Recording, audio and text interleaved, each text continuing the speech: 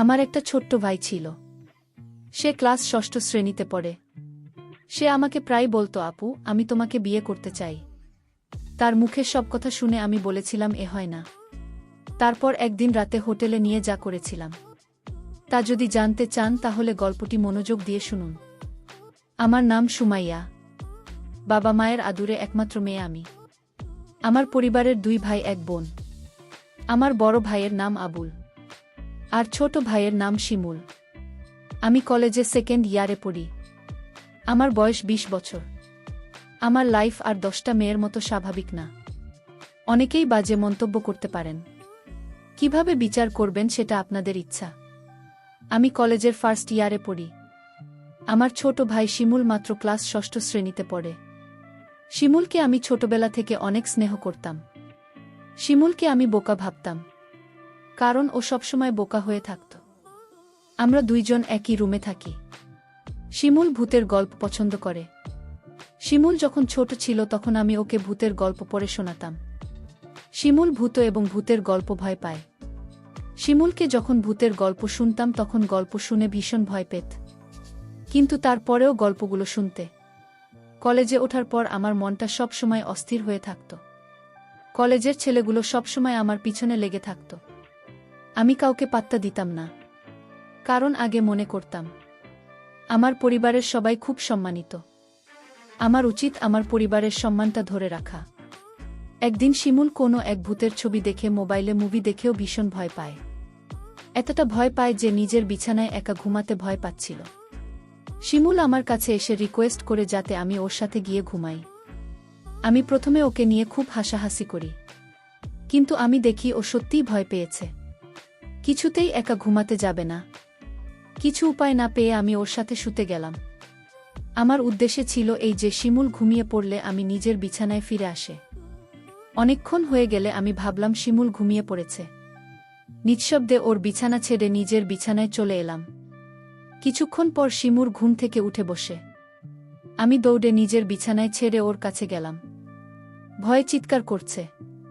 আমি শিমুলকে বললাম, কি হয়েছে তোর? শিমুল বলল, আপু, তুমি আমাকে রেখে অন্য রুমে চলে গেলে কেন? আমি একা একা থাকতে ভয় পাই। তাছাড়া আমি ভূতকে বেশি ভয় পাই। ও কান্না করা শুরু করেছে। আমি শিমুলকে সান্ত্বনা দিয়ে বললাম, লক্ষ্মী ভাই আমার, তুই আর কাঁদিস না। আমি কথা দিলাম কাল থেকে তুই আমার রুমে একসাথে ঘুমাবি। সত্যি বলছো আপু, কাল থেকে আমি তোমার রুমে ঘুমাব? হ্যাঁ, সত্যি বলছি। আমার ভাই একা একা রুমে ভয় পেয়ে কষ্ট পাবে, এটা আমি চাই না। আমি বুঝতে পারলাম ও ভীষণ ভয় পেয়ে আছে। আমি কোনো উপায় দেখলাম না। শিমুলের পাশে শুয়ে পড়লাম। শিমুল কিছুক্ষণ পরেও চিন্তা করে উঠল।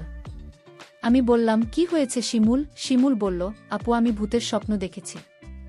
শিমুল তখন ভয় পেয়ে গেল। আমি বললাম, আমি তো তোর পাশে আছি।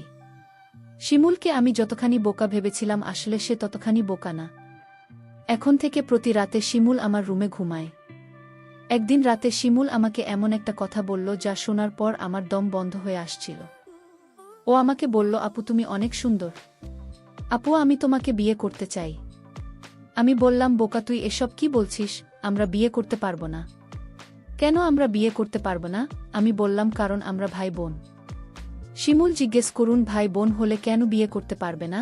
আমি বললাম, যাদের মাঝে রক্তের সম্পর্ক আছে তারা একে অপরকে বিয়ে করতে পারে না। ধর্মে নিষেধ আছে, না মানলে পাপ হয়। শিমুল বলল, নবী আদমের যুগে তো তারা বিয়ে করেছিল। শিমুলের কথা শুনে চমকে উঠি।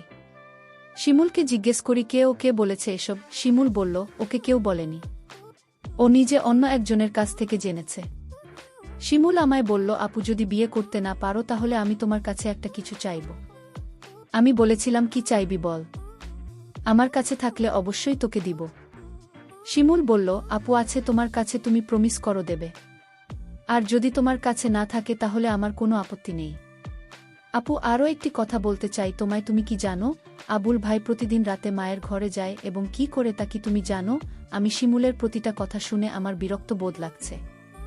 আমি শিমুলকে বললাম, আবুল প্রতিদিন রাতে মায়ের ঘরে গিয়ে কি করে বলতো? তখনও যা বলল আপু, বাবা মায়ের সাথে যা করে দাদাও তা করে। আমি বললাম, তুই কিভাবে দেখলি? আমি আপনাকে বললাম, তোমার বিশ্বাস হচ্ছে না। আমি ওর কথা বিশ্বাস করতে পারছি না।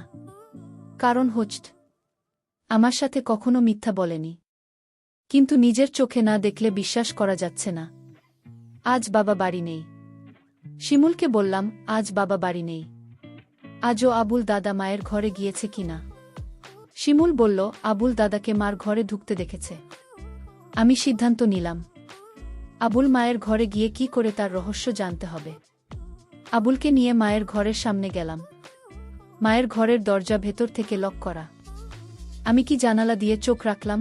এই দৃশ্য দেখার পর শিমুলের কথা শতভাগ বিশ্বাস করলাম। শিমুল আমাকে বলল, মা আর দাদা এই ঘরে কি করে।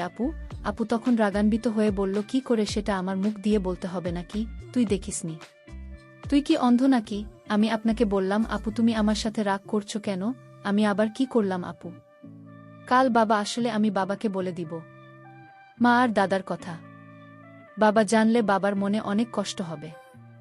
আমাদের সুন্দর পরিবারটা নষ্ট হয়ে যাবে। আমাকেই পরিবার বাঁচাতে হবে। আমি শিমুলকে ঘরে নিয়ে আসলাম।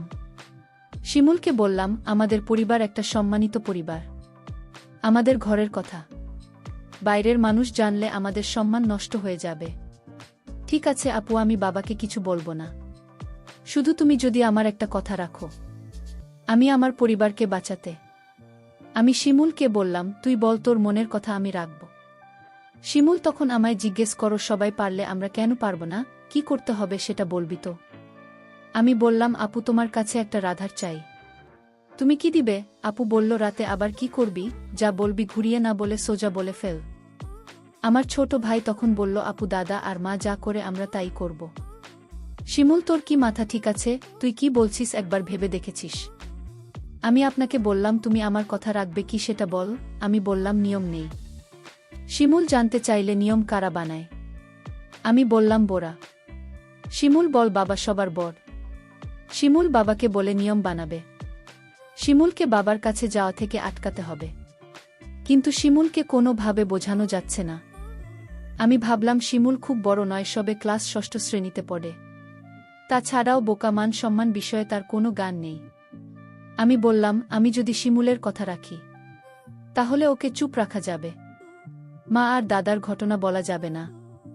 আমি বললাম, সীমন্তর কথায় আমি রাজি, তবে একটা শর্ত আছে। শিমুল বলল, কি শর্ত আপু? আগামী মাসে বাবা মা আমাদের পরিবারের সবাই ঘুরতে যাব চট্টগ্রাম।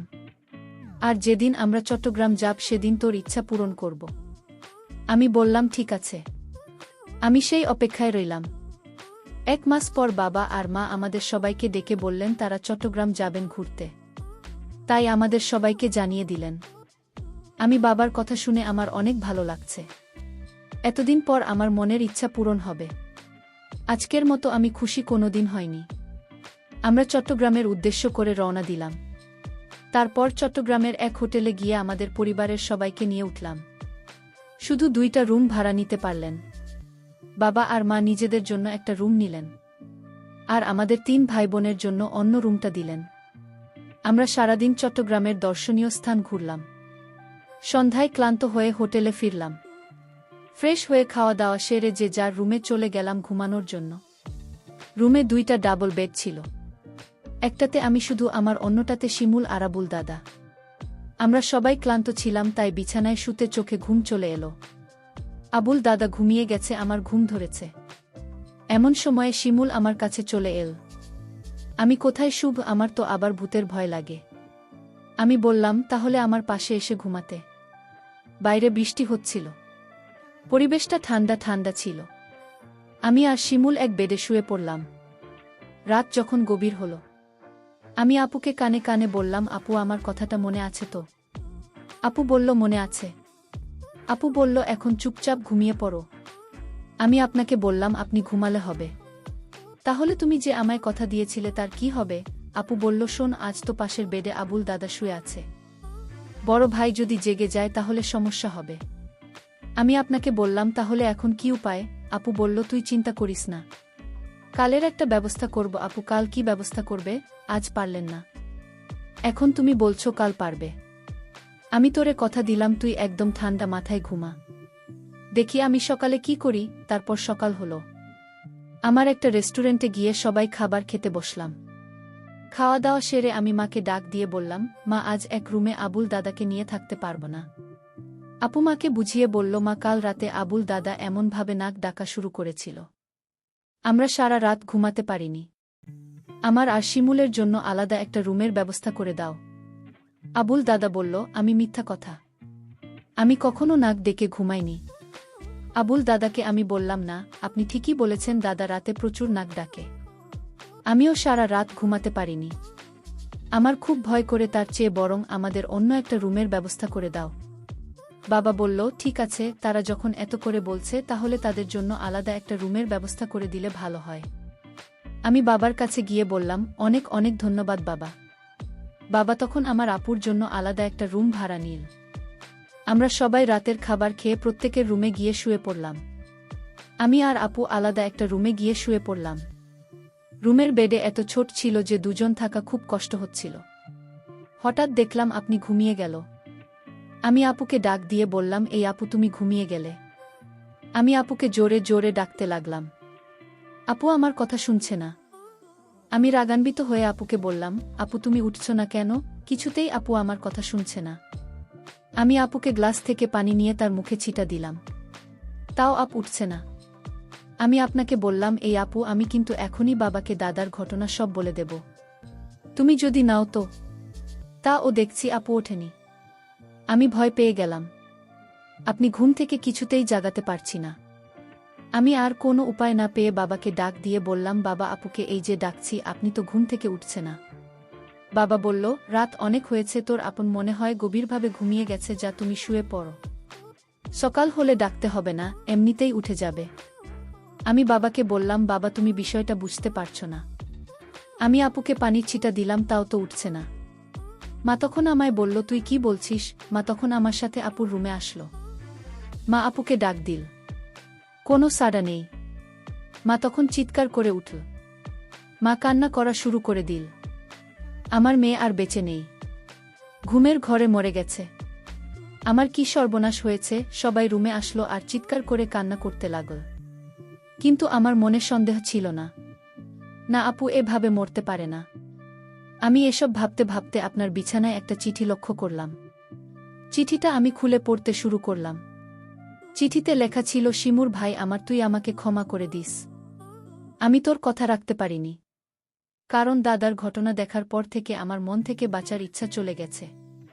সেদিনই আমি সিদ্ধান্ত নিই, এই পরিবারে আমি বেঁচে থাকতে পারবো না, কারণ যে পরিবারের সম্মান থাকে না, মায়ের কার্যকলাপ আমার কাছে ভালো লাগে না। আর তোকে আমি মিথ্যা আশা দিয়েছিলাম, কারণ আমি চেয়েছিলাম দাদা আর মায়ের বিষয়টা কেউ না জানুক। কিন্তু তুমি বারবার আমায় বলছিল, তোর কথা যদি আমি না রাখি তাহলে দাদা আর মায়ের কথা তুই বাবার কাছে বলে দিবি। আর আমি কোনো পাপ করতে চাইনি, তার চেয়ে বরং আমি ওপরে চলে যাই। তুই যদি সত্যি তোর আপনকে পরকালে ভালো রাখতে চাস তাহলে দাদা আর মায়ের কথা কিছুতেই বাবাকে বলিস না। আমি আপুর চিঠি লেখা পড়ে আমি চিৎকার করে কান্না করছি আর বলছি, আপু তুমি একবার উঠে আস, আমি আর কোনোদিন তোমাকে কিছু বলবো না। তাও তুমি উঠে দাঁড়াও। কিন্তু মানুষ মরে গেলে কি আর জীবিত হয়? প্রিয় বন্ধুরা, আজকের গল্পটি কেমন লাগলো তা কমেন্ট করে জানাবেন। ধন্যবাদ।